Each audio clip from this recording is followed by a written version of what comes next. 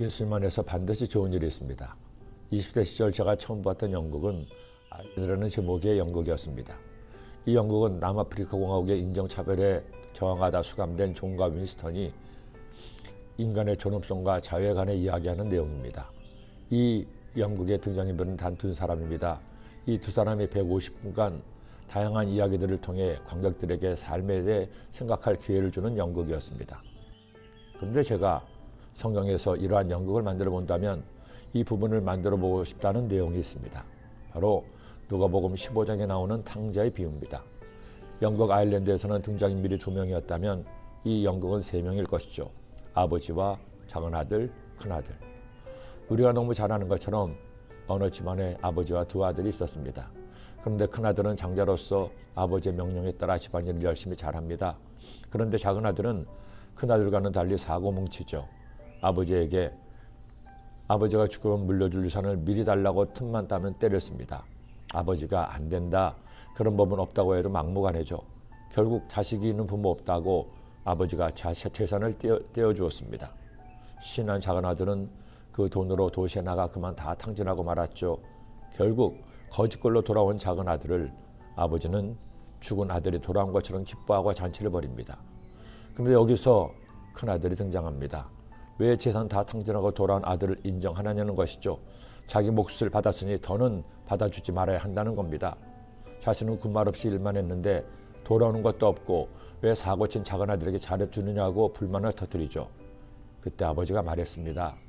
아버지가 이르되 예, 너는 항상 나와 함께 있으니 내 것이 다 내 것이로되 이 내 동생은 죽어갔다 살아났으며 내가 잃었다가 얻었기로 우리가 즐거워하고 기뻐하는 것이 마땅하다 하니라.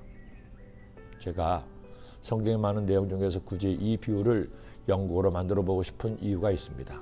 이 비유는 우리를 사랑하신 하나님 아버지의 마음을 너무나 절절하게 보여주기 때문입니다. 하나님은 우리의 아버지가 되셔서 마치 부모가 못난 자식도 사랑하는 것처럼 아버지의 속을 썩게 하고 시름에 적게 했던 자식일지라도 돌아오기만 하면 반가이 맞아주시는 그 사랑의 마음을 보여주기 때문입니다. 형제와 부모는 이처럼 다름을 보여주기도 하는 것이죠. 오늘 시편 기자 역시 이 하나님 아버지를 만났습니다. 놀라운 사랑을 깨달았습니다.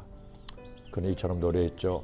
야훼의 주의 인자하심이 하늘에 있고 주의 진실하심에 공중에 사무쳤으며 주의 의는 하나님의 산들과 같고 주의 심판은 큰 바다와 같은 이이다. 야훼여 주는 사람과 짐승을 구하여 주시나이다. 하나님의 주의 인자하심이 어찌 그리 보배로우신지요.